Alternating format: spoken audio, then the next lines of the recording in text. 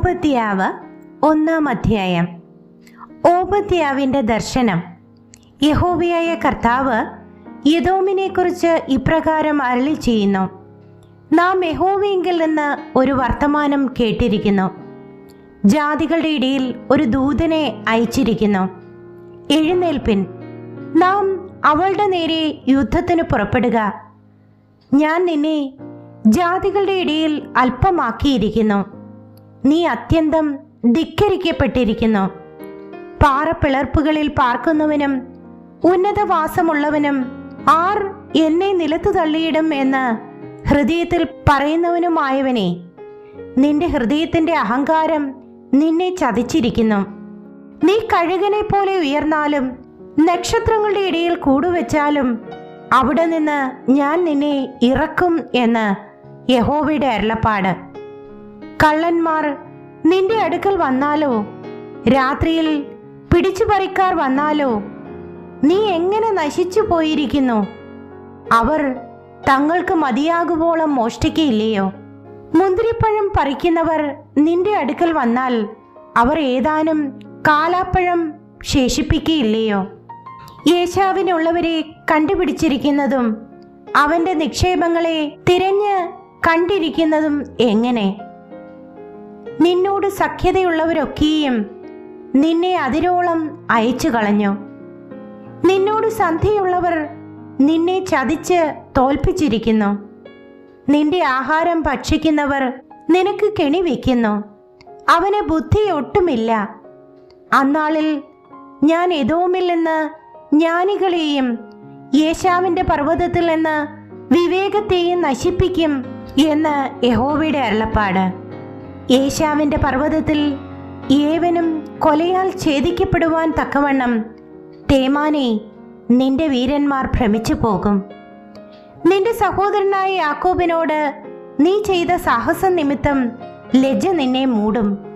നീ സദാകാലത്തേക്കും ഛേദിക്കപ്പെടും.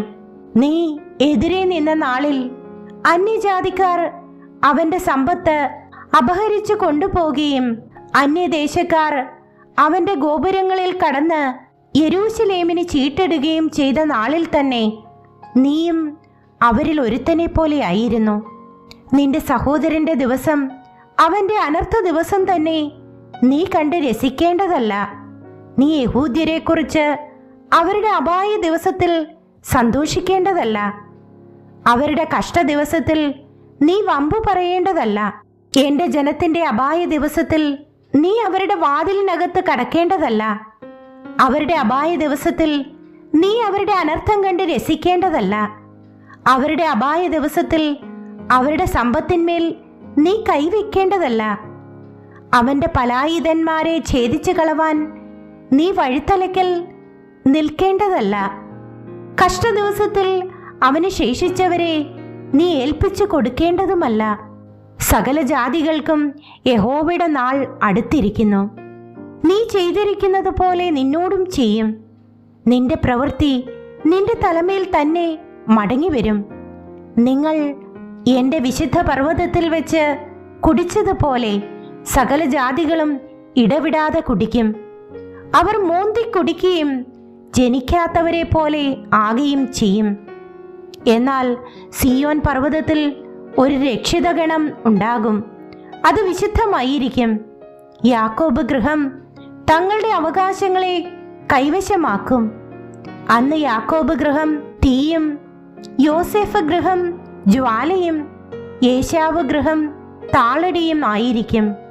അവർ അവരെ കത്തിച്ച് ദഹിപ്പിച്ചു കളയും. യേശാവ് ഗൃഹത്തിന് ശേഷിപ്പുണ്ടാകിയില്ല. യഹോവയല്ലോ അരുളി ചെയ്തിരിക്കുന്നത്. തെക്കേ ദേശക്കാർ യേശാവിന്റെ പർവ്വതവും താഴ്വീതിയിലുള്ളവർ ഫെലിസ്ത്യ ദേശവും കൈവശമാക്കും. അവർ എഫ്രയീം പ്രദേശത്തെയും ശമരിയ പ്രദേശത്തെയും കൈവശമാക്കും. ബെന്യാമീനോ ഗിലെയാദിനെ കൈവശമാക്കും. ഈ കോട്ടയിൽ നിന്ന് പ്രവാസികളായി പോയ ഇസ്രായേൽ മക്കൾ സാരെഫാത്ത് വരെ കനാന്യർക്കുള്ളതും സെഫാരദിലുള്ള യെരൂശലേമ്യ പ്രവാസികൾ തെക്കേ ദേശത്തെ പട്ടണങ്ങളും കൈവശമാക്കും. യേശാവിന്റെ പർവ്വതത്തെ ന്യായം വിധിക്കേണ്ടതിന് രക്ഷകന്മാർ സിയോൻ പർവ്വതത്തിൽ കയറി ചെല്ലും. രാജ്യത്വം യഹോവയ്ക്കാകും.